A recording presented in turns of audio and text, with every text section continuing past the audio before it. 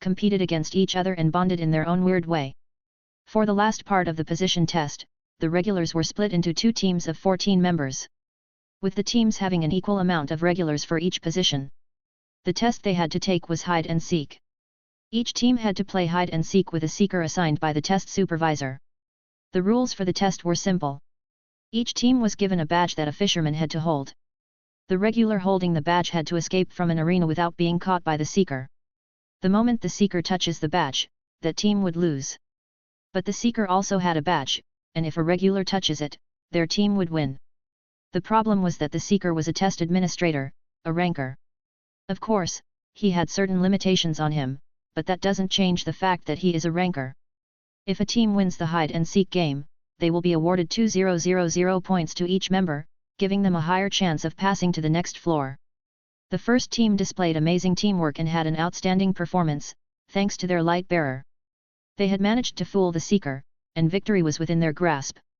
Unfortunately, the seeker showed his amazing prowess of a ranker, and came back from the jaws of defeat, managing to snag the team's tag at the last second. The second team had terrible teamwork compared to the first. 2 members of the team backstabbed the rest, planning to sabotage and injure the regulars, effectively guaranteeing themselves one of the spots for the position test, since those who are injured were not allowed to advance to the 3rd floor.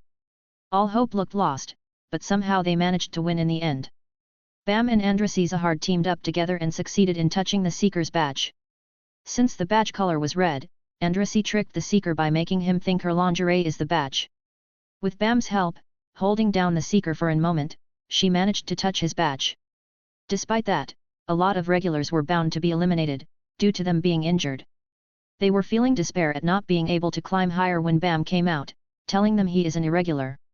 With his right as an irregular, he requested a test from the guardian of the floor, in which all the regulars had to participate. The test was filled with twists and turns. One of the position instructors interfered in the test and schemed to kill Bam and the 2 princesses of Zahard. All hope looked lost again, but then Princess Yuri and her team came to the 2nd floor and intervened in the test as well, managing to stop the schemes of the position instructor. Despite all of that, they had failed the test in the end, and Bam lost his life. But the boy had prepared for that and had agreed to a specific condition with the guardian of the flower. The condition was that if Bam died during the test, the rest of the regulars would get to pass to the next floor. More than half of the regulars got to advance to the 3rd floor, all thanks to the black-haired boy. Of course, not all of them chose to do so. Since they bore witness to the cruelty of the tower, some decided to quit climbing and return to where they came from. Silence had overtaken the group of regulars after Lumen asked about Bam until a tall, green-skinned regular spoke out. He died. He died? That's very disappointing. I thought better of him. Lumen wasn't sure how he planned to deal with Bam, but he at least wanted to ask him where he came from and how did he open the doors to the tower. Thought better of him? PFHHH, aren't you that guy that luckily won the crown game? A pretty girl with brown hair and a small horn spoke out. What were you even called? Was it Lyman or Lemon? Or something like that? Not that it even matters, because Bam would have hooped your ass. Hearing her, Lumen burst out laughing. What are you laughing at? The brown-haired girl asked. You are telling me that someone who couldn't even survive let alone pass the 2nd floor would hoop my ass? I find that quite funny. Normally, I wouldn't hesitate to kill you right now, but I will spare your life for the time being, since I'm looking for strong regulars to join my team. But, should you turn out to be a weakling, today will be the last day of your life. Lumen told her with a dangerous glint in his eyes. This time it was the brown-haired girl that burst out laughing. You actually dare call me, a princess of Zahard, a weakling? You sure have guts. I won't even bother dealing with you. Anak, go kill him for me. Andrasi ordered the other princess of Zahard. The green-skinned girl didn't respond to her, but she carefully observed Lumen. Anak Zahard, is it? You are someone I planned on recruiting. Come, show me what you got. Lumen made a provocative gesture with his hand. Without saying a word, Anak dashed towards him. Her speed and explosive power were top-notch for a regular on the 3rd floor. Despite that, Lumen was easily able to follow her movements with his eyes. But since he currently had 5x gravity on himself, he wasn't able to block her attack, though. Anak landed a kick on his stomach, but in that split moment before he was sent flying, he managed to counterattack and hit her leg with his elbow and knee.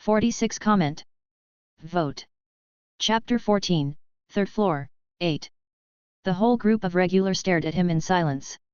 While the majority of them looked at Lumen in fear, there were a few that had a serious look in their eyes. Beating a princess of Zahard is a big deal, Tiana had explained that much to him, and yet there are a few that are already thinking of ways to deal with him. Seeing that, Lumen was more than happy. He mostly wanted to come and ask Bam his questions. After receiving his answers, he planned to either recruit the boy if he could, since he is an irregular, or pay him back for wounding him and go on his way. Lumen was disappointed that Bam died, but he thought that the trip wasn't wasted since there are 2 princesses of Zahard that he could potentially recruit. Now with those few other regulars that carried themselves with confidence, he could potentially get a few more teammates that won't tie him down. Lumen was carefully observing them when Andrasy cracked her knuckles and walked forward. "That's my niece, you just beat. As her aunt, I should punish you, no. I don't know what you did to reduce her strength to your level, but even with that ability, you won't be able to beat me." Andras spoke with confidence. Her biggest strengths lie in her physical abilities and close combat skills. She didn't think she could lose to Lumen. She just arrived on the 3rd floor and still hadn't made a contract with the Guardian, so she was unable to use Shinsu right now. But that didn't discourage her the least bit. "Don't worry, I could beat you without it." Lumen removed the gravity on him, and prepared himself, as Andrasy was already rushing at him. She was slightly faster than him, but he was able to read her movements easily. Moving with his maximum speed with his light fruit is very taxing on his mind. Initially, his brain couldn't handle the amount of information it received from him moving that fast. But with each use, he got more used it, and his brain processed more and more information. That, in turn, increased the speed of his thinking capabilities. With a faster thought process, his brain can absorb and process even more information, which also increased his reaction speed. And after his sparring with Tiana, Andrasy didn't look that fast in his eyes. Her first attack was a punch towards his face, which Lumen dodged to the side and hit her rib area with a karate chop. Andrasy proved her fighting capabilities and shifted her body, not only to reduce the damage but also to use his hand as leverage. With his hand as a support, she threw a left high kick at him, which he barely managed to duck down under. Off balance from the risky attack, Lumen tripped her, making her fall towards the ground. Despite the unfavorable situation, Andrasy twisted her body again and turned around while falling. With her hands on the ground, she threw a backward kick, which Lumen had to dodge. That allowed her moment where she was able to distance herself from him. That small exchange between them didn't go the way she planned it.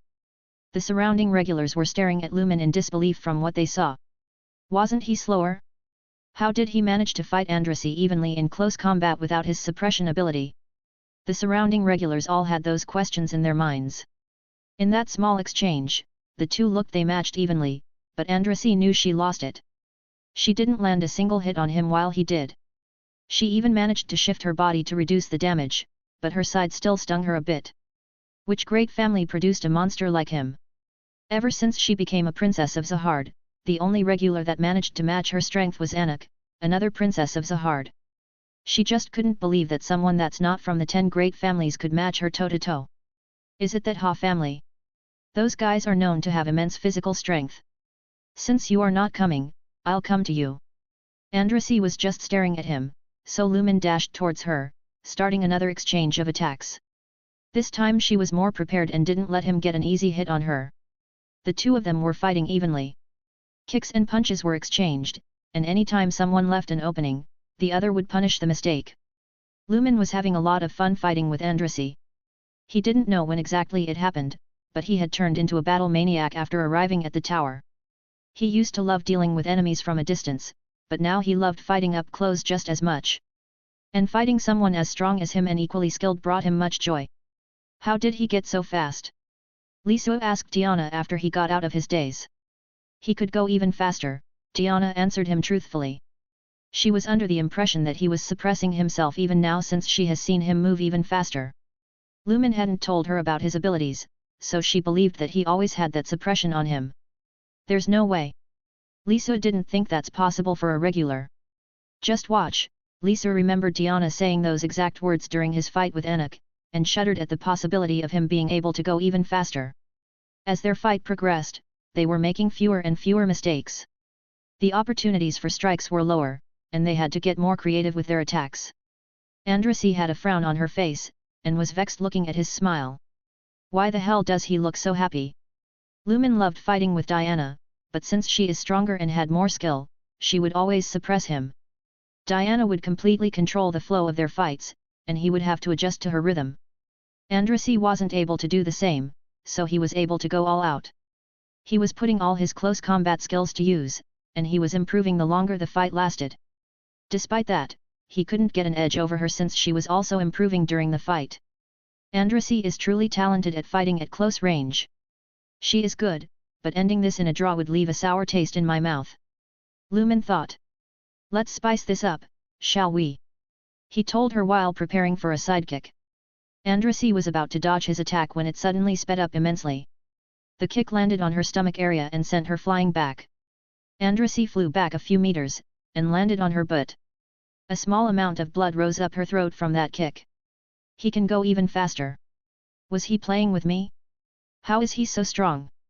Who is he? Questions plagued her mind while she stared at him in disbelief. She had faint memories of the crown game, but everything ended so fast, so Lumen didn't catch her attention. She believed he won the game by luck. When he beat Anak, though he managed to do so, only because of his suppression ability. After he fought with her equally, she assumed that is his maximum speed and strength. But that last attack was so fast, she only saw a blur. Don't lose focus during a fight. Again, he appeared so fast in front of her, she only saw a blur. He stomped on the ground right next to her and created a small crater. I have to admit you are strong. I've never had such a fun fight. Join my team. Lumen looked into her yellow eyes and waited for her response. She stared at him for a moment before she opened her mouth. Did you hold back during the fight? No. Lumen went all out, he just didn't use his light fruit until the end. Then how did you get this fast if you weren't holding back? She was sure that he had not used Shinsu to strengthen himself. There was no way he was able to create a bong and enhance himself in a split second. That's a secret. He won't just go around and tell his abilities to other regulars for no reason. Andrasi stared at him for another moment and contemplated her decision. Fine. But I'm joining you so I can beat you in the future. The moment you lose to me, I'm kicking you out of the team. That's fine with me since you would never beat me. He chuckled at her response, confident in his power. We'll see about that, Andrasi answered with just as much confidence. She kept sitting on the ground and stared at him as if she wanted something. Seeing that he had no reaction to her, she couldn't help but get angry at him. Aren't you going to give me a hand to pick me up? No, get up on your own. Lumen told her with a straight face. You bastard! She leapt off the ground and tried landing a sucker punch, but he sidestepped her attack. Andrasi didn't continue trying to attack him since she knew it's pointless, due to his speed. But that didn't stop her from staring angrily at him. Lumen ignored her and turned towards Anak. He had actually left the 5x gravity on her during his whole fight with Andrasi, and he was proud of his control. Once he removed the gravity on her, she was able to stand up. She, like Andrasi, was unhappy that she lost, but she knew he is stronger than her. As I said previously, you are someone that I planned on recruiting. Will you join my team? Lumen asked Anak. Of course she will join, she is my niece. Andrasi said from the side. Shut up. I'm older than you. Anak rebutted and stared at Lumen afterward. By nature, she is haughty and thinks of herself as the best. Lumen crushed her pride, and if his fight with her didn't show how much stronger he is, his fight with Andrasi certainly did. Only a regular as strong as you is worthy to be my teammate. Anak agreed on joining his team. Both princesses joined his team, and Lumen was pleased with that. He turned towards the rest of the regulars and addressed them. Those that believe themselves to be strong can also join my team. As long as you prove yourselves to be strong, that is. Most of them had the desire to do so, judging by their expectant look, but a few that had caught his attention didn't seem interested. One of them was the tallest amongst all the regulars. He was wearing a cloak and had a metal mask on his head, that revealed his mouth, showing his red skin and red teeth. From all of them, he had the most intimidating aura. Unfortunately, he was already walking away. Another that didn't seem interested was a giant crocodile man. He walked up to the green-skinned regular that informed him of Bam's death and grabbed him under his arm. We are going to the hunting area, Padakal. My name is Paracool. The green-skinned regular protested and tried escaping from his grasp, but had no success in doing so. That's what I said, parachute. I said it's Paracool. Whatever Patel, we are going to the hunting area, that's my kind of place. Paracool let out a sigh and didn't bother arguing with the alligator-like humanoid. The last regular that had no interest was the blue-haired one with the special duplicating bag. He was arguing with a blonde-haired girl sitting in a chair. From what Lumen could hear, she wanted to come and try joining his team, while the blue-haired regular was against that. Saying how they know nothing about Lumen and how dangerous he could possibly be. Since those three didn't seem to have an interest in joining his team, he focused on those that seemed interested. Creator's thoughts. Gunner Runner. Thank Asmodee 216 for the chapter. Thanks for reading. Leave a comment if you enjoyed or if you have any suggestions. Comment. 83 comment. Vote. Chapter 15, 3rd floor, 9. Hedon was tapping the ground with his staff in annoyance. In front of him was a floating mirror-like object that was showing Lumen. The irregular was recruiting one of the best talents the tower has seen in quite a while.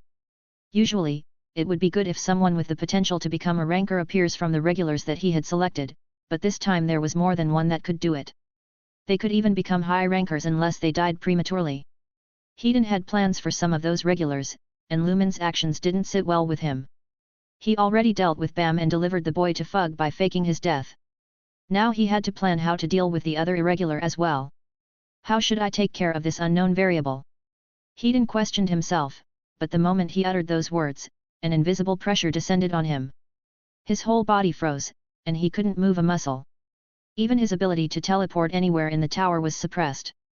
The guardian of the first floor heard the footsteps of someone walking towards him. Whoever it was soon reached him and started petting him on the head. Oh, I see the cute rabbit is also interested in the little fledgling. The little bird is just about ready to soar in the sky, don't you think so? A voice chuckled next to him while continuing to pet his head.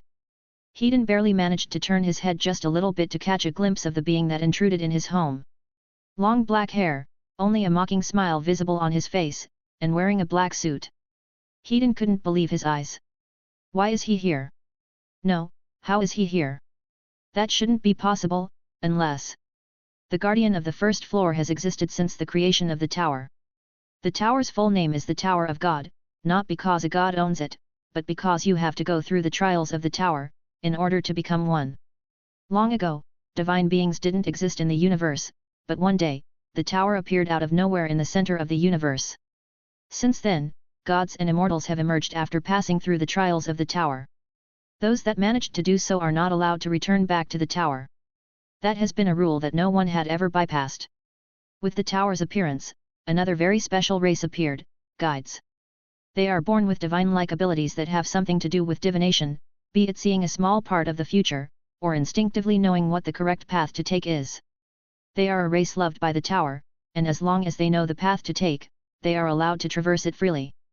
Every few million years, a special kind of guide will get born, an axis. Not only are their divination skills are leagues apart from a normal guide, but they also have another special ability. They could link themselves and establish a connection with a chosen being. The stronger the being that they are connected to becomes, the stronger the axis becomes in return. But once they select their chosen being, they could never select another one. An axis is like an author of a story with their chosen being the main character of that story. Hedon knew Loki since he was someone that became a god after going through the tower. So him being here, should not have been possible. The only option left is that Loki somehow had managed to artificially make himself an axis. Seeing how he appeared when he was considering how to deal with Lumen, Hedon realized who his chosen being is as well. The guardian of the first floor finally understood why he wasn't able to see Lumen's future. It's not that he didn't have one, it was simply hidden by Loki. Why aren't you saying anything, little rabbit? Loki chuckled. Hedon felt like crying, hearing his question. You are suppressing me with your power, and you ask me this. After another minute of silence, Loki exclaimed. Oh! My bad, little rabbit, I was doing it unconsciously since I was excited at being back in the tower. With the suppression gone, Hedon could finally speak again. I don't know how you managed to become an axis, but I understand your message. I won't make trouble for Lumen, you can have my word.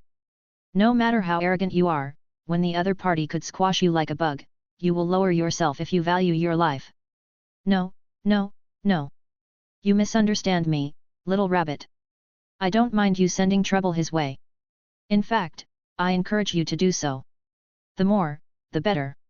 Loki answered with his trademark chuckle. Hedon was surprised by his response. He thought Loki came here to threaten him for thinking of how to remove Lumen, not to encourage him to do it. Loki was either extremely confident in Lumen's power, or he already knew the outcome. What about the agreement? By breaking it, both of you would become their enemies. Aren't you scared of facing their wrath? The divine beings from the outside had made an agreement to not allow any more gods or immortals to emerge from the tower. They sent 13 people to set base inside the tower and stop anyone from leaving it. Hedon wasn't happy with that decision since it went against the meaning of the tower, but he couldn't force them out. He had been planning for quite some time on how to deal with them, but it seems he wasn't the only one thinking the same. Ha, those old fogies can come at me for all I care. You don't have to worry about me. Chuckling, he continued petting Hedon. Although humiliated, the guardian of the first floor stayed there like an obedient little rabbit. I won't take any more of your important time, little rabbit, so just remember to send as much trouble as possible his way. Loki gave out another chuckle and disappeared from his spot. Meanwhile, Lumen had already finished with his recruitment. He got 4 more regulars to join him beside the 2 princesses. Hatsu, a dark-haired, dual-wielding swordsman, who although was weaker than the 2 princesses, was almost as strong as them. His main role is a scout, but he could also do the job of a fisherman. Fonseca Lore, a green-haired, highly skilled wave controller. He has the best Shinsu control from that group of regulars. He is also from a branch of the Eurasia family. Alexei Amigoch has a large, muscular, red-haired regular. He is a good spear bearer with a very sturdy body. His accuracy with the spear was the best from the group. And finally, Ship Lisu. A dark-haired scout that has the weakest physical capabilities amongst those that joined his team. Despite that, they all praised his thinking capabilities. Andrasi called him a very intelligent slave. With their addition, he now had more than 7 members, so Lumen decided to go and register them as a team. Before they could go to the small tower, he was interrupted by a blonde girl with freckles. She was sitting in a floating chair and smiling at him. Hey, mister! Could I also join your team? I promise you won't regret it. You? No, you look useless. But I wouldn't mind if that blue-haired regular behind you wants to join me. Lumen instantly shot her down, making her frown. Me? I'm sorry, but I already promised myself that I would help this poor girl climb the tower. I would have to refuse your offer since Rachel here can't walk on her own, you see. Lumen was a bit disappointed by his refusal, but he didn't mind it too much. He could always find strong regulars on the later floors. Since Lumen finished his business here, he brought them to the small tower. Entering inside, they were greeted by a brown-haired man with glasses. Welcome, fellow regulars. How can I assist you? He addressed the group. We are here to register as a team. No problem. It would cost you 500 points for each regular. Points are not an issue. He currently had 12,645 points. With the help of Diana's ship, he could easily find elder red scythes and farm them for points. She even informed him of an even stronger insect called the Queen Red Scythe. Only 3 of them existed in the hunting area and Lumen planned to use them to test his new teammates. Great, then I would need the names of the regulars and the name of the team. After each member gave their name, Lumen named the team Light and paid 4,000 points.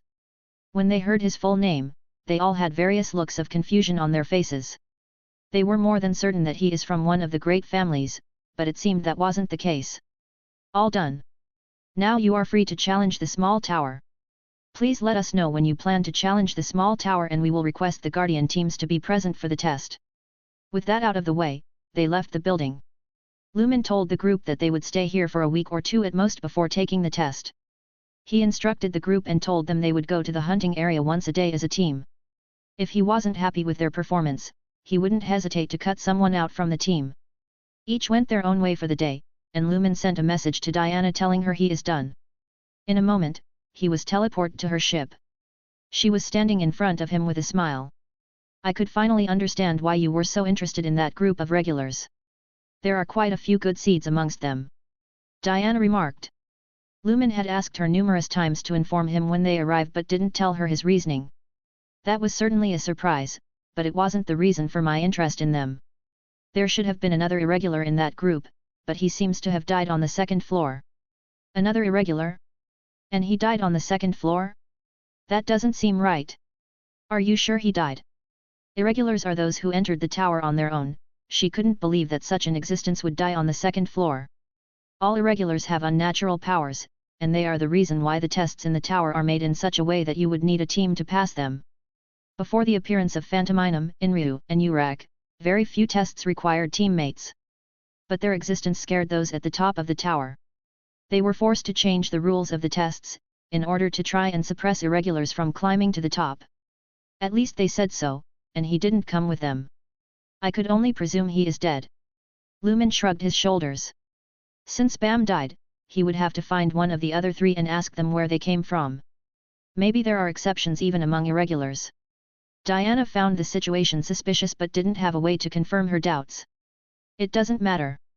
Let's start our training since I plan on leaving in a couple of weeks.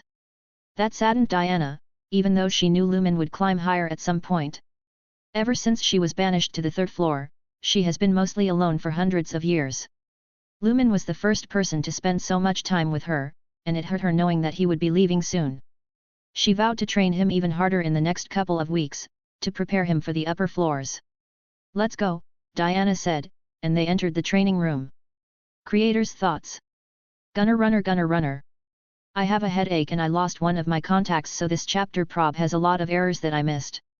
Leave a comment if you find any so I can fix them. Comment. 60 comment. Vote. Chapter 16, Third Floor, 10. Lumen brought his team to the hunting area and was currently observing them as they were fighting two elder red scythes. The group had already fought and killed 3 of the giant insects, but this was the first time they were fighting more than one at the same time. Their teamwork was good, to say the least. Anik was fighting one of them, while rest were tackling the other. It seemed she had lost her green hook on the previous floor, so she couldn't kill the elder red scythe on her own. Despite that, she could fight the insect and distract it while waiting for the others to kill off the other. Ship Lisa was acting as a distraction and was narrowly avoiding being sliced in two. Hatsu was using that as an opportunity to attack the elder red scythe with his swords. The swordsman had already sliced off the insect's wings and was working on its legs. Tiana and Lore were sitting in the back and sending blasts of Shinsu at the insect. Whenever the elder red scythe was about to slice Lisu, they would shoot the insect and save him in the process. Alexei had accurately pierced one of the insect's eyes with his spears and was aiming for the other eye. And then there was Andrasi. She was standing next to Lumen and continuously asking him questions. Andrasi had already proved herself as she managed to kill an elder red scythe on her own, so Lumen didn't mind her too much. So, you are not from one of the 10 great families. She just couldn't believe that a normal regular had managed to defeat a princess of Zahard. No. Are you sure you are not from the HA family? Members of the HA family tend to have darker hair and are known for their incredible physical bodies. Lumen has both of those traits, so Andrasi presumed he is from that family. I'm not from the HA family. A branch family then? No. I don't believe you. You can't be that strong and not be from one of the 10 great families. Andrasi had already met one irregular that just entered the tower, so she didn't even think that he could be one as well. Believe what you want. I'm not a member of the 10 great families. Lumen answered her. Whatever. So, how old are you? She was adamant about finding out more about him. 21.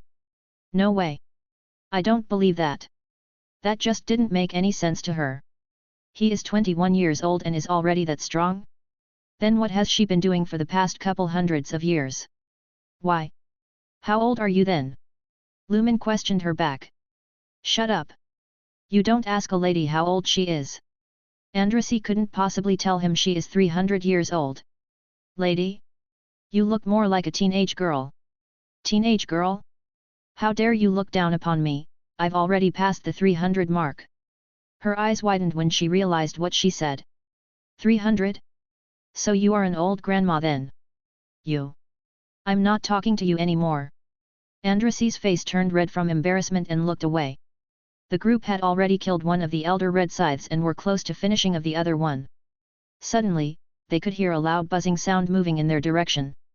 From the west, a group of a dozen elder red scythes was flying towards them. Alarmed at the large number of insects, they all had a severe expression, while trying to finish off the one they were already fighting. Even Andrassy had a serious look, seeing the dozen of elder red scythes flying in their direction. Only Lumen had a calm look on his face while he was observing the reactions of the regulars he had chosen to join his team.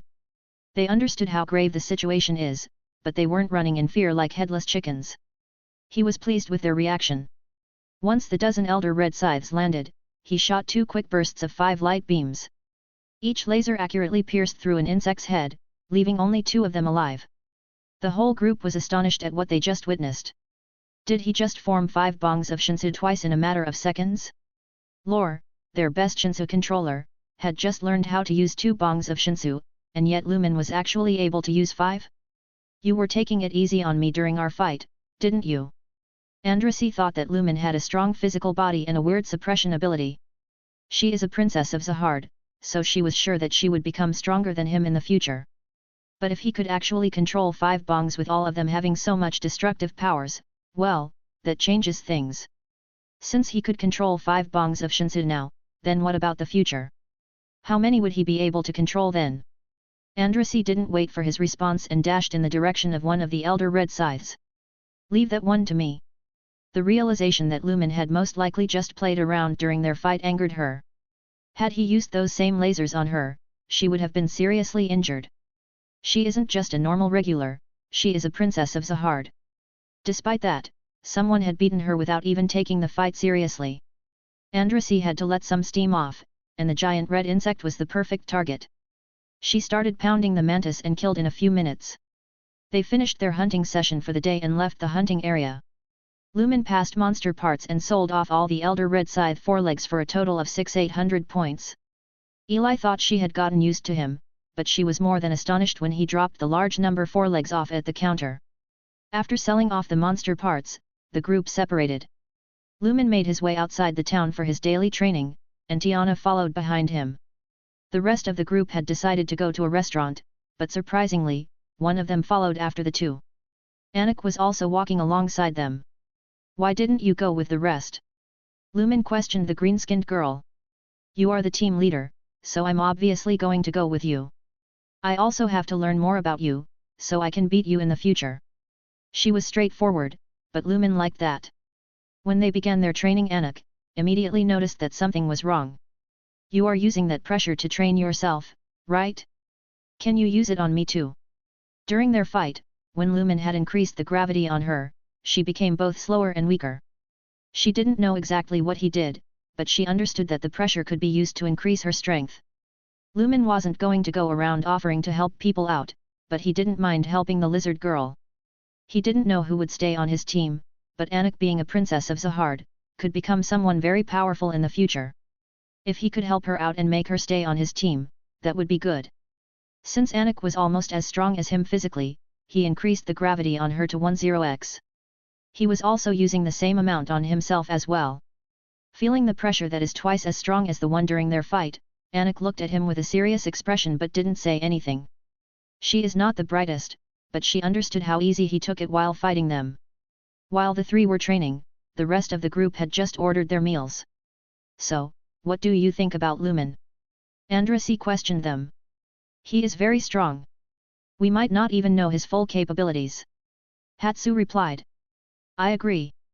Alexei had the same opinion. His body is weird, Lore said with a yawn.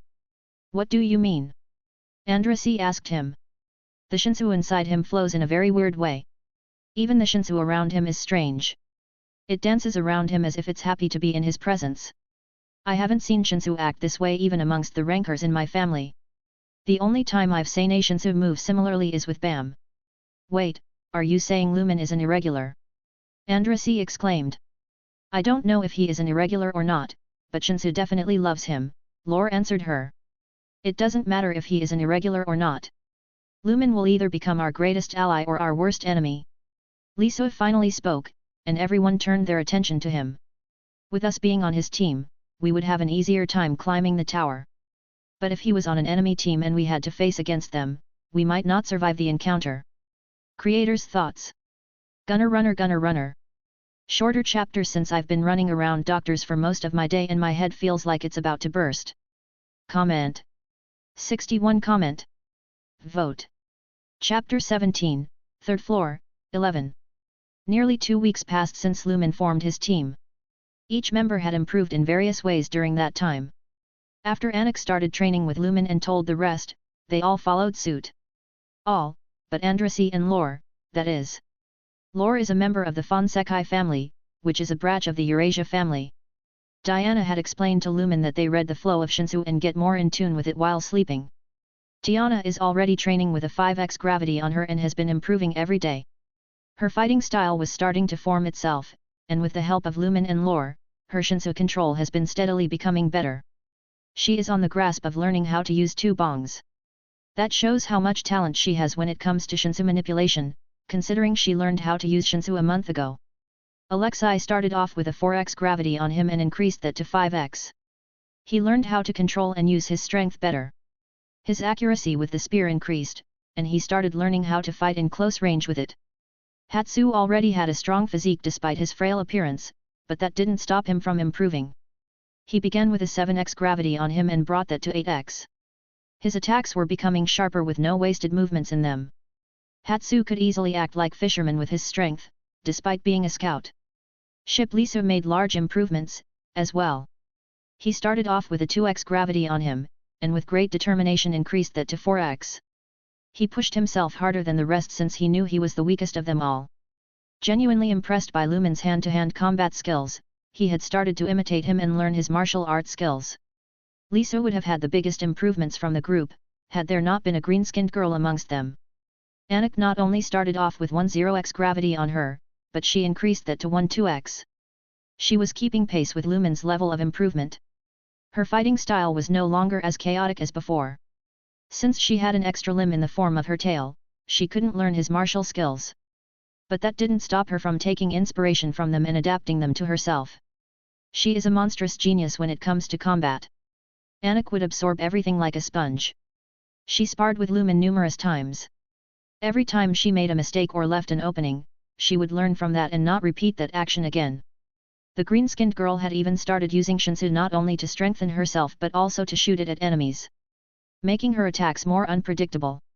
If she were to fight Andrasi right now, the fight would be in the green-skinned girl's favor. But she had no desire to fight the other princess of Zahard, her focus was solely on Lumen. Wherever he would go, she would follow him like a puppy and study his actions. When he asked her why is she doing that, she responded, "You are stronger than me, so I have to learn what makes you so much more powerful and different from the rest of the regulars." Lumen was a bit at a loss on how to deal with her, but he just started thinking of her as a cute pet. Currently, the whole group had entered deep inside the hunting area. The forest is filled with trees of around 25m to 35m tall, but there are exceptions even amongst them. There are a few that are way taller than the rest, and the group had set up camp near one of those. Standing 150m tall and 45m width is the tree that a queen red scythe uses a home. There is a giant hole at the base of the tree, where you could see normal and elder red scythes going in and out of it. The group had purchased enough camping supplies from the commercial district and had already been camping in the hunting area for a day. There are simply too many insects inside the tree for them to rush in and try killing the queen. Their current plan was to slowly dwindle the number of red scythes in the tree until the queen comes out of it, or is the only insect left in it. Lisu had suggested using the peaches of the fruit monkeys as a bait to lure and single them out. Lumen had given them a basic explanation of the capabilities of the queen since he had already killed one of the 3 queens. He had used the big insect as target practice for his abilities. Shinsu acts like a natural augmenter to his devil fruit powers. Against Tiana, he couldn't see how much stronger they become, but the insect was the perfect target. His light powers are both stronger and faster when combined with Shinsu. Creating armaments of light is also a lot easier with Shinsu in the equation. His phoenix powers could normally only heal wounds, but not recover missing limbs. Combined with Shinsu, he was able to restore the missing limb of an iron monkey. Lumen hasn't tested if he could recover his own limbs since he didn't dare do it, but he at least knew that the possibility existed. His gravity powers are a little different from the rest since Shinsu didn't make them stronger. But that didn't mean that combining them with Shinsu is useless. Normally, he would need an object to apply his gravity powers, but he could replace that with a bong of Shinsu. That allowed him to be more creative and flexible with his gravity powers. The first technique he had created with his devil fruit powers and Shinsu was modeled after something a fellow irregular of his had done. Tiana had told him Inryu had been able to create over 9000 bangs of Shinsu, form them in the shape of red spears, and rain them down upon his enemies. Lumen can't form that many bongs, nor could he shoot that many light beams right now, but he found a way around it. Currently, he could shoot only 10 light beams at the same time, each being shot from one of his fingers. Shooting more than that feels uncomfortable to him at the moment since he doesn't have more fingers to shoot them from. With that in mind, he took a different approach. Creating only a single bong, that has a higher amount and density of Shinsu, he would infuse it with his light powers. The light-infused bong looks like a miniature sun, and he could shoot light beams at a rapid pace using it as a medium. His accuracy is lower, but that is compensated with the number of lasers he could shoot at the same time. With a miniature sun shining over his head, he strolled inside a queen red scythe's nest. Not a single insect managed to get close to him before being pierced by a light beam. In the end, he detonated the miniature sun and obliterated the giant tree, alongside all the red scythes that were inside it. The explosion caused by detonating his technique looked like a very small supernova. The group stayed in the hunting area for another day and had reduced the number of red scythes greatly. You could barely see any insects going in or out from the tree anymore. The group had set up a bunch of peaches as bait, but there were no insects that were being lured out from the tree. Just as they were wondering if they should enter inside, a red scythe far larger than any they've seen so far exited from the hole. The mantis was nearly 20 m tall and barely squeezed out of the hole. With 4 pairs of forelegs, that looked like the reaper's scythes, the queen looked intimidating, to say the least. Well, here she is. Time to see if you could handle her. Lumen commented, and the rest of the group sprang into action. Since they have been hunting together for the past 2 weeks, their teamwork had become even better. As usual, Anik was the first to rush in. Hatsu and Anderzizi followed behind her, and Lisa tried keeping up with them. Tiana and Lore were standing in the back, and Alexei stood in front of them, acting as their bodyguard. The queen was far faster and stronger than the rest of the red scythes, but Anik was able to dodge her attacks and avoid being sliced in two, while also keeping her attention. Andrasi was hitting the queen with her monstrous strength whenever she got the chance. A few normal and elder red scythes would come out of the tree from time to time, but Hatsu would move in to intercept and kill them all. Lisa would assist him by acting as a bait and distracting them. Alexei, Lore, and Tiana would shoot the queen from a distance, but they didn't have much success in injuring the insect. Not only does the queen have a high Shinsu resistance, but her carapace is also extremely tough. Nonetheless, their attacks acted as a distraction and lessened the burden on Anik. At some point, mantises stopped coming out of the giant tree. Most likely, there were no more remaining insects inside it. The whole team could focus their attention solely on the queen now, and the fight's outcome was already decided. In the end, the queen died with her giant head being crushed by Anik. The green-skinned girl was covered in the insect's blood, but she looked happy. She was staring at Lumen in expectation, like a puppy waiting to be praised. He almost couldn't hold himself from laughing, but managed to stop himself. Smiling, he nodded at her, and her face turned even brighter. Good job. Let's head back to the town now. We will be challenging the small tower tomorrow, so everyone should get a good rest. Finally, I could sleep in a comfortable bed and take a hot shower. Andrasi exclaimed, happy that they would finally leave the forest. When they reached the town, the team separated. Lumen made his way towards monster parts to sell everything they had gathered. Points are after all the main currency in the tower, so they will be useful in the future floors as well. He left the shop with a total of 27,865 points to his name. A sum that some regulars on the higher floors would find a hard time matching. With everything being done, he sent a message to Tiana and was shortly teleported to her ship. After finishing his daily training with her, he took a shower on the ship. The moment he left the shower, Tiana was already dragging him towards her room. 1 week after she started training him, she had already gotten tired of waiting for an hour or so for him to warm up his bed. Vexed from the waiting, she made a bold decision. The next day after they finished their training, she had brought Lumen to her room. From today on, you don't need to use your points, and you could sleep in my bed, Tiana told him with a bright red face. She had never had a relationship before, let alone sleep with a man, but since she needed his warmth to fall asleep, she had no other choice. Usually, she would sleep naked, but since she would be sleeping together with him, she had her underwear on. Seeing her with only a blue bra and blue panties on, Lumen didn't even need to say how beautiful she looked, since his body gave it away. If you do something funny, I won't hesitate to kill you. Red from embarrassment, she got under the covers. Seeing her laying next to him, Lumen contemplated whether he should try killing her for what she made him go through. He might not get a better chance in the future. With her back turned towards him, Tiana spoke out. You know, you are not very good at hiding your killing intent? I've been alone for such a long time, that I wouldn't mind dying. I just never had the guts to kill myself. If you could promise me that you will surely kill Zahard and save my sister in the future. I won't even try to defend myself. Tiana turned towards him and stared in his eyes with her pink ones. Her current appearance was that of a weak and frail girl. After a moment of hesitation, Lumen shook his head. Stop talking nonsense and got to sleep already. She flashed him a bright smile before closing her eyes and falling asleep in an instant. Their first morning was a bit awkward since Tiana had crawled on top of him during the night. She was using his chest as a pillow when she felt something poking her between her legs. Realizing what it is, she threw him out of the room while calling him a pervert. Lumen didn't know what to say about that. Every healthy man would usually wake up with morning wood. The fact that a very beautiful woman, which was only wearing underwear, was sleeping on top of him didn't help that at all. Which man wouldn't feel aroused by a woman like Tiana? From then on, the two started sharing the same bed. Each day, Lumen would wake up with Tiana sleeping on top of him or hugging his arm. The two had gotten used to each other's presence. Since she had 2 sleepless nights, while Lumen was in the hunting area with his team, she couldn't wait to go to bed. The second they entered the bed, Tiana was already hugging his arm with a peaceful expression on her face, but she didn't fall asleep.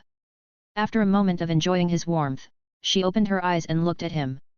Tiana knew of his plans and understood that he would most likely advance on to the 4th floor the next day. Knowing all that, she didn't hesitate and made her decision. Tiana crawled on top of him and sat up. She reached behind her back and unhooked her bra. This will be my first time, so be gentle, okay? Tiana told Lumen while leaning in to kiss him. When such a beautiful woman is giving herself to him, Lumen couldn't just deny her. Kissing her, he spun her around and got on top. In the beginning, she was a bit awkward since it's her first time kissing someone. When Lumen used his tongue she didn't even know what to do, but she followed his lead and their tongues got tangled in a tug of war. Before they knew it, they were already exploring every part of the other's body. And soon, the pleasured screams of Tiana filled her ship. Creator's thoughts. Gunner runner. So the 3rd floor is coming to an end. Initially, it was supposed to be at most 5 to 6 chapters, but it turned out double than that. Next few floors would definitely be shorter than this, I can promise you that. Comment. 72 comment. Vote. Chapter 18, 3rd floor, 12. Lumen woke up with a naked Tiana sleeping in his arms. The girl was hugging him so hard as if she was afraid he will disappear if she lets go. As much as he enjoyed the sensation, he had his own plans for the day. Gently, he woke her up, and with sadness in her eyes, Tiana teleported him to the residential district. I'll see you later. In a few minutes, his team gathered together. Are you all ready? We are challenging the small tower today. Lumen asked his team. They all gave their confirmation except Lore, who was still sleeping while being tied to Alexi's back. The group visited the small tower and announced that they will challenge it today. Since the Guardian teams were not present, they had to wait for an hour for them to come to the small tower. The fighters from the Guardian team of the 1st floor were 2 brown-haired twins. The 2 guys were also wearing the same matching blue outfits. Both regulars had needles as their chosen weapons, and they looked to be scouts. Alexei wished to fight them, and since Lore was sleeping on his back, he was his partner. With confidence, he stepped up to challenge them. The 2 twins were strong for regulars on the 3rd floor, but nothing too remarkable. However, their teamwork was something else. They were moving as if they were on the same wavelength. When one attacks, the other would support him. They were like a relentless stream, trying to pave its way through a mountain. The twins were sending non-stop attacks his way. Despite that, Alexei didn't even pull out his spear, nor did Lore wake up. Calmly, he dodged their attacks or blocked them, by strengthening his body with Shinsu. Everyone from Lumen's team had learned how to enhance themselves with Shinsu. This is a mandatory skill for climbing the tower. In a couple of minutes, he had already learned their rhythm. The next time, one of the twins attacked him, Alexei caught his arm, alongside the needle the twin was holding. Pulling it with his strength, he ripped the brown-haired regular's arm from his arm socket. While the twin was screaming in pain, Alexei threw his arm at the other twin. With the arm still holding the needle, it pierced the throat of the brown-haired regular. The other twin didn't even realize his brother had died, before Alexei threw a punch at his face, caving his skull in. The red-haired regular killed of both twins in a couple of minutes, while Lore peacefully slept through the whole process. The Guardian team was staring at Alexei wide-eyed, unable to believe how easily he finished them off. Lumen's team moved on to the next floor. Hatsu and Anik were the two that decided to participate in this round. Their opponents were tall blue-skinned regular and a short green-haired regular. The blue-skinned one seemed to be a wave controller since he was standing in the back, and sending blasts of Shinsu their way. While the green-haired one rushed in their direction, most likely a fisherman or scout. Anik simply punched the green-haired regular and made a hole in his chest. While Hatsu reached the blue-skinned one in an instant and placed a sword on his neck. The swordsman does not find pleasure in killing his enemies, so he left him the option of surrendering. The blue-skinned regular wasted no time at all and threw in the towel. The fight ended, just as fast it started. Anik looked towards Lumen, and when she saw him nod at her with a smile, her tail started happily wagging behind her. She truly looked like a cute pet, that's also a killing machine at the same time. For the third and last floor, Tiana, Lisu, and Andrasi took the stage. Their opponents were a black-haired guy, a blonde-haired girl carrying a needle, and Fai, the green-skinned girl that was on Lumen's team during the second floor. Andrasi just let out a yawn and addressed her two teammates. You two take care of this. Those two are mine. I have some unfinished business with them. Tiana said while staring at Fai and the black-haired guy. Had Fai not jumped on Tencha's offer, she wasn't going to be targeted by him. She constantly had to be on the lookout, and nearly got r***ped by the black-haired regular. TSCH. Fai clicked her tongue when she heard her. You act as if you are different from me. You ran back to Lumen and jumped in his arms at the first chance. Must feel nice warming his bed every night. So how is it, how deep does he shoves it up your throat? Whoa! I didn't know you two are in this kind of relationship. You hid it pretty well from the rest. Andrasi exclaimed and looked back at Lumen. Tiana didn't respond to either of them and clenched her teeth. Lisa was standing to the side, not knowing what he is supposed to do. He was about to open his mouth, but Tiana had already sprinted ahead. Andrasi kicked him in the butt, and sent him after her. You two go and fight. Unfortunately, Tiana had already reached the blonde-haired girl.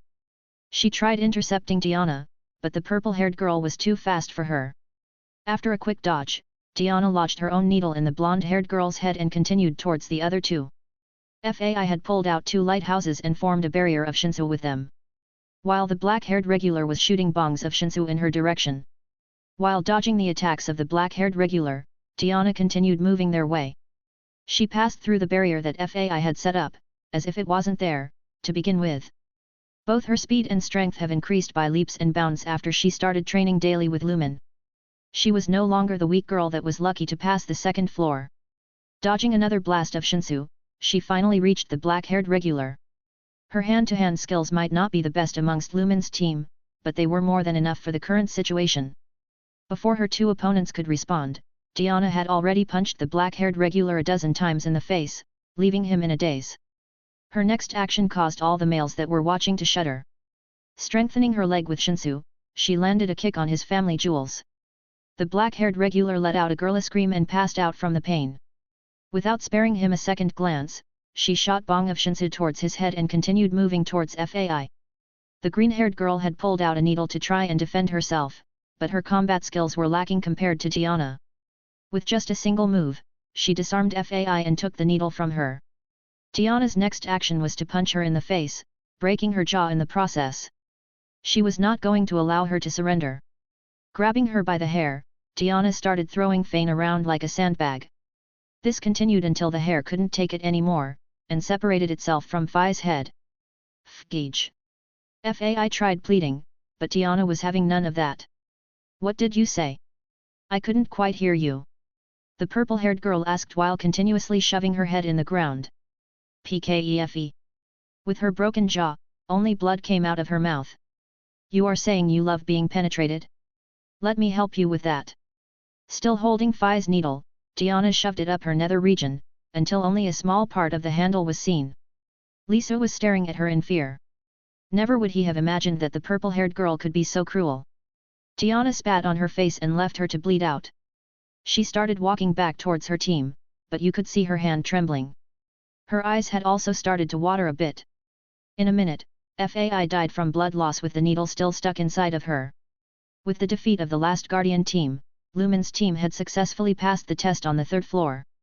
Diana, as the ruler of the third floor, appeared before them and shooed the other team away. Congratulations, regulars! You have all passed the test on the third floor. Good luck, climbing the tower. With that, she teleported everyone to the fourth floor, except Lumen. With the two of them alone, her eyes watered up a bit, and she closed the distance between them. Tiptoeing, she raised herself and gave him a kiss. The moment their lips touched, she melted in his arms. Not only is Lumen, the person Diana had spent the most time with for the past hundreds of years, but she also gave her first time to him. Their previous night is something that she will remember for the rest of her life. They had a rough start, but they slowly grew up to each other. Diana had told him stories about the tower and taught him what's considered common sense here. Lumen, on the other hand, told her stories about Earth. About planets, stars, and what humans have discovered about the universe. On Earth, Lumen would be considered a psychopath. At the age of 17, he had already killed his first human. He didn't think that there would be a female that would be able to accept him for who he is. Lumen would have never thought that he would have a stable relationship with someone else for that fact. Here in the tower, psychopaths are the norm. There are barely any sane or kind-hearted people.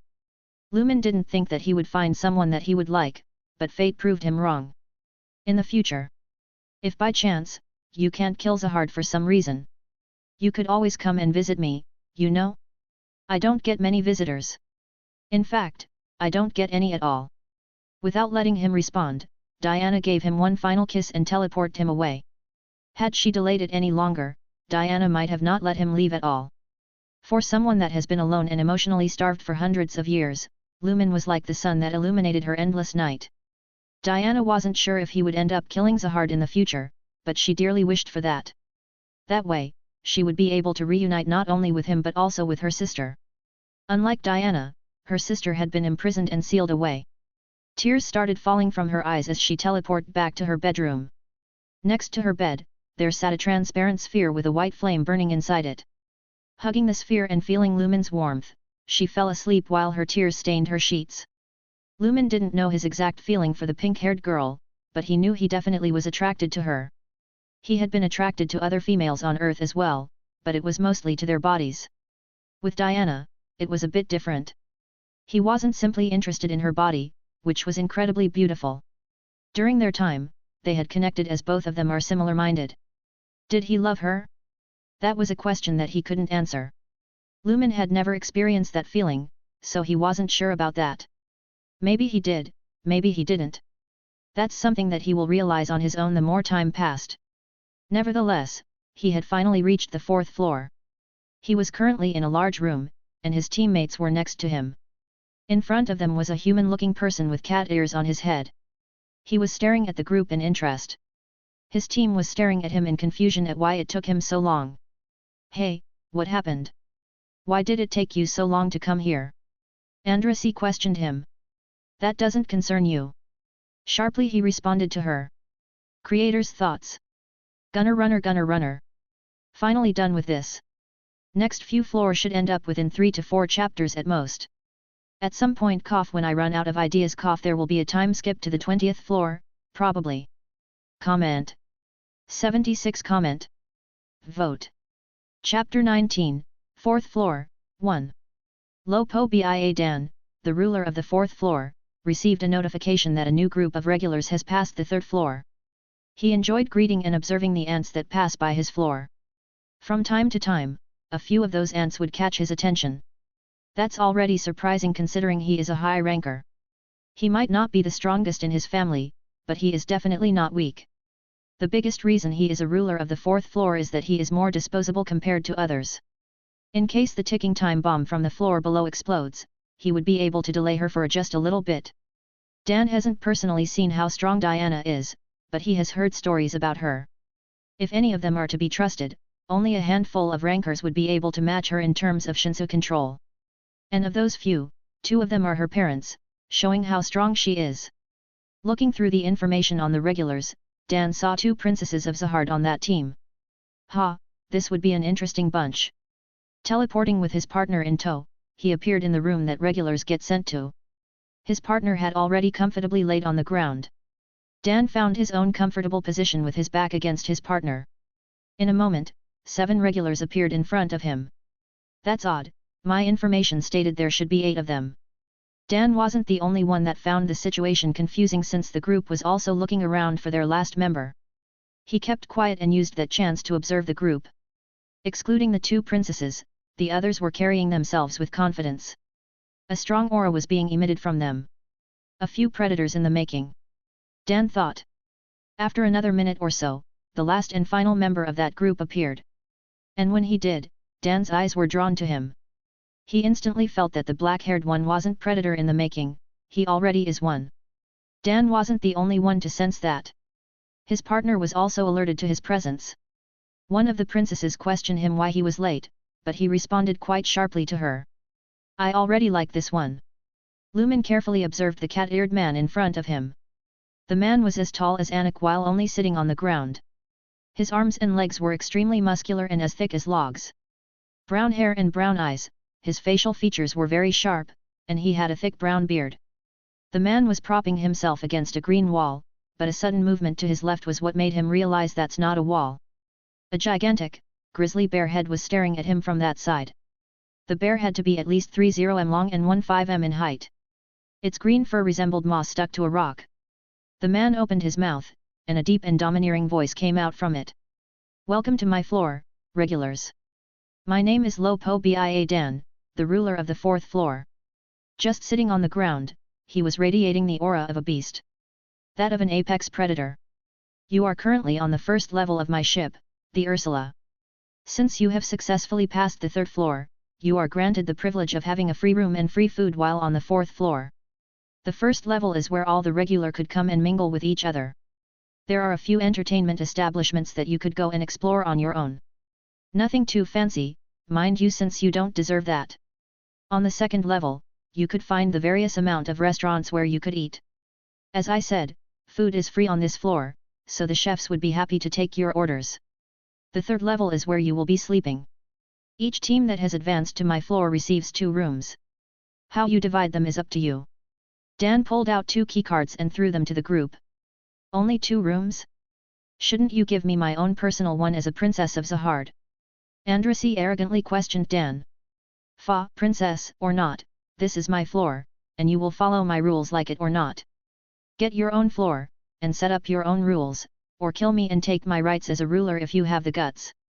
Dan told her with a sinister smile. Andrasi narrowed her eyes in anger but kept quiet. Dan, seeing that she has nothing else to say, continued.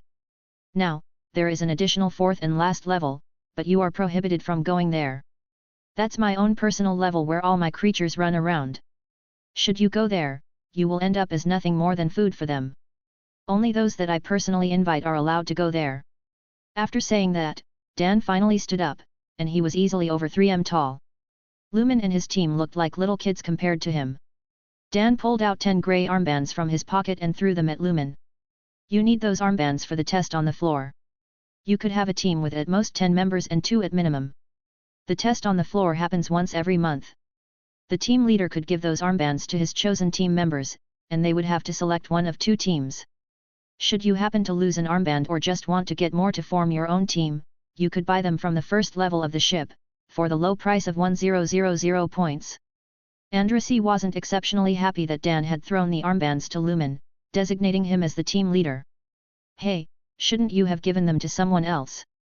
She said, raising her eyebrows and implying she should have received them. Fa. Although there are a few strong ants, I mean regulars amongst you, he is on another league compared to the rest of you. Dan said while staring at Lumen. As much as it hurt Andrasi to hear that, she couldn't deny it and argue with him. Princess or not, that guy proved he is way stronger than her in their fight. Since she didn't reply to him, Dan continued his explanations. Now, the test on the 4th floor is very simple, and I like to call it Bring Back the Golden Bull. One day before it begins, the armbands will notify you. Then you would have to select and divide your members. You could have one member in one team and everyone else the other team, or you could spread your members evenly. How you do it is up to you. The two teams are mountain and plain. Each team has its own tasks and rules. There are two main areas on the test floor. The mountain team will be teleported to a mountain area. The mountain team is not allowed to leave that area. If it does, the members will be disqualified. There is a giant castle on that mountain. The team's task is to secure and capture that castle. In order to secure the castle, your team has to be the only one inside it. If there is a member of another team inside, the castle will not be considered captured. If the castle is successfully captured by a team, the team's name will appear on top of it, and they will be its owners. The plain team will be teleported to, you guessed it, a plain area. The plain area is a lot larger than the mountain one, and it's filled with various dangerous animals. The team's task is to locate and capture the golden bull. The bull must be captured alive. Once they capture the golden bull, they have to bring it back to the castle in the mountain area. Unlike the mountain team, the plain team is allowed to move between the two areas, but only if they have the golden bull with them. Only the plain team could be in physical contact with the bull. Now, here's the tricky part. Plain team members are forbidden from attacking the mountain team members, but mountain team members can attack them freely. The plain team is allowed to enter the castle, only if it's owned by the mountain team from the same side. Once the golden bull is brought back to its shed by a team, the test will end, and they will advance to the 5th floor. There has to be at least one member from each group alive, otherwise, the test will end in failure. If no team manages to bring back the bull within 2 weeks, the test will end in failure. If the golden bull is killed, the test will also end in failure, and the regular that killed the bull will be penalized. Those are the rules of the test on my floor. Simple and easy, I'm not repeating myself again, so consult with your teammates if you don't understand something, don't look for me. Dan told them with a grin. He gave Lumen one last look and teleported away. Once he was gone, Andrasy spoke up. Those floor rulers sure are arrogant. She didn't forget that Dan had called them ants. Andrasy really hated to be looked down by others. They are rankers, after all. There is nothing much we could do to them. They have already climbed the tower and have proven themselves. Li Su said. While they were talking, Lumen was studying the armband, but there was nothing special about it. He put one on his hand and threw one to each of his teammates, but he was still left with 2 more. Since we are lacking a light bearer, if you find anyone worth recruiting, send them to me. In fact, if you find anyone that you would consider special in some way, send them to me. Lumen wouldn't even hesitate to replace some of his teammates, should someone better pop up. Since we have 2 keycards, we will just go with 1 room for the males and 1 for the females. Saying that, he threw one of the keycards to Anik. Andrasy narrowed her eyes in annoyance at Lumen. Hello? Shouldn't you have given it to me? The strongest one gets to keep it. Just take it from her. If you can, that is. Before he could even finish his sentence, the two had already started fighting over it. Lumen smirked seeing that, and turned to the males. Our room number is 44GF, we will gather there at 18:00. The guys spread out and each went their own way. While 2 princesses continued to fight with Tiana observing them to the side. She didn't know which number is their room, and they hadn't set up a time to meet there. Tiana was forced to sit there and watch the 2 monsters fighting. The first level of the Ursula was filled with bars and casinos. Finding nothing of interest, Lumen moved on to the 2nd level. There were so many restaurants there, that he didn't know which to choose. Picking a random one, he entered inside and ordered some food. Compared to the 3rd floor, the food was somewhat lacking, but it was for free after all. After leaving the restaurant, he continued exploring the ship, until a woman in a green dress that reached her knees, stopped him. The woman had green hair and green eyes and was a head taller than him. Hiya there, I'm Orange, an administrator of the floor. She cheerfully greeted him. Orange? Lumen questioned with a small laugh. Yep, like the dress I wear. Orange twirled around, showing off her orange dress. Either way, Dan said he'd like to meet you. The ruler of the floor. Lumen clearly saw he was interested in him but didn't expect this. Yep, Dan invited you to his personal level. Very few regulars get invited there. Come with me and I will bring you there. Hearing her, Lumen got his guard up. Something wasn't right here. Don't worry, Dan means you no harm. Otherwise, he wouldn't have sent me, but Green. Green will bring you to him in pieces. Orange comforted him. Is Green the big bear? Lumen questioned her. No, Green is a girl that only wears green clothes, and has green hair. Orange cheerfully explained. Not wasting any more time, she snapped her fingers and the two disappeared from there. Creator's thoughts. Gunner runner. Forgot to mention last chapter that I decided on making it a harem. There would be 2/3 girls and at most 4. 4's a bit too much immo, but I'm giving myself some leeway. Comment. 57 comment. Vote. Chapter 20, 4th floor, 2. 2 weeks passed before Lumen and his team received a notification for the start of the test. They were all on the first level of the ship and were sitting in an outdoor bar. A hologram in the form of a bear popped out from the grey armbands and asked them if they would like to participate in the test. Everyone, including their new teammate, accepted. Lumen looked to the side, where their new member was having fun. A girl with grey hair tied into ponytails, pale skin and green eyes was clapping cheerfully. Just a tad bit higher than Anik, and wearing a black vest with a skirt underneath, you could mistake her for an innocent schoolgirl. But Verdi is anything but innocent. In front of her was her giant pink octopus that was holding a female with blonde hair on the right, and a male with red hair on the left. Verdi has a special position, different from the normal 5. She is an anima. Someone that can control divine sea fish and other creatures to do their biddings. From what Lumen knew, this position is rare even amongst rankers. Unless you are from the Lopo Bia family. The members of that family have a higher chance of becoming an anima than everyone else. Yay, now kiss! The octopus slammed the 2 regulars into each other, and Verdi clapped even louder. I officially declare you part of my collection. Please. I beg of you, please don't do it. The 2 regulars tried begging for their life, but Verdi had already made her mind. In a matter of seconds, their life force was drained from their bodies. The 2 looked like dolls on a string. Good job. She cheerfully skipped over to the octopus and patted it. We have 2 new dolls in our collection, yay. That looks creepy, no matter how many times I see it, Lisa said with a shudder. Just ignore her, she is just having fun, Andrasy commented, still haughty, but not as arrogant as before. Her fight with Anik didn't go the way she wanted to, and in the end, she lost. Andrasy had just started climbing the tower, and she had already suffered 2 defeats. Her pride as a princess of Zahard was damaged to the point that she had got in touch with Lumen in the middle of the night to ask him for help.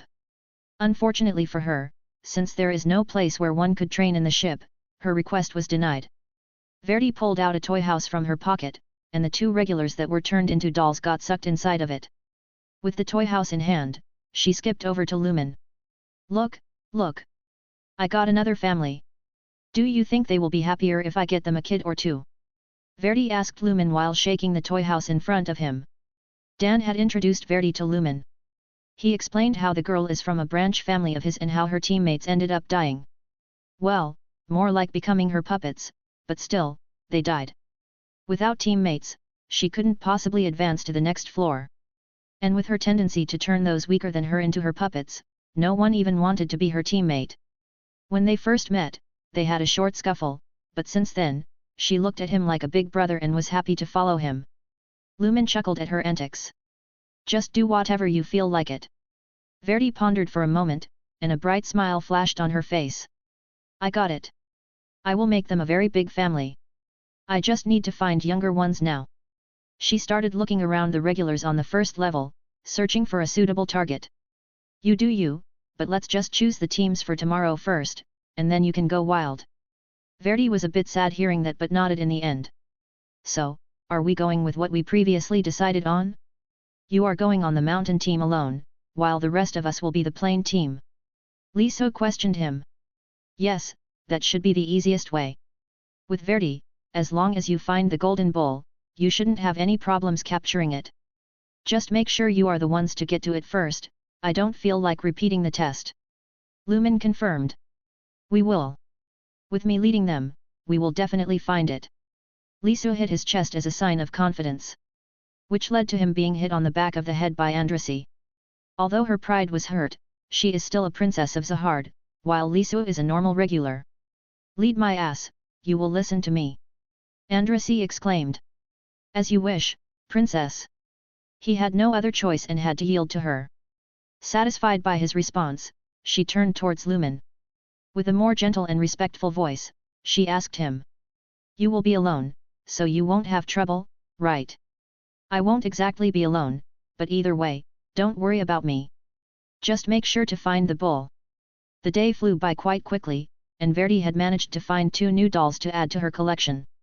There was a countdown on the grey armbands, and when that countdown hit 0, everyone that was participating in the test got teleported. An unspoken rule of the test is that everyone will be teleported to a random location in their area. That didn't matter to Lumen since he was the only one on the Mudan team, but the rest had to find where they have been teleported and gather together. Observers started filling the plain area. Regulars were trying to find their teammates in the Golden Bull. Everyone was frantically trying to get a leg up on their opponents. Everyone, but Verdi, that is. Her octopus had shrunken itself to the size of a doll, and she was hugging it to her chest. With a skip in her step, she was cheerfully looking for new dolls that she could add to her collection. The plain area is also filled with animals, so maybe she could find a useful one to capture as well. What's your location? Lisa would contact her from time to time, asking for her location, but she will respond with a simple answer. Plain area. Her answers infuriated Lisu, but he didn't dare push it further, lest he becomes one of her dolls. Unlike most teams, Lumen didn't care about locating his teammates. He was teleported near the base of the mountain, but he didn't care about that. In fact, this might even be better for him. Lumen pulled out a pure black jar from his pocket, and opened the lid.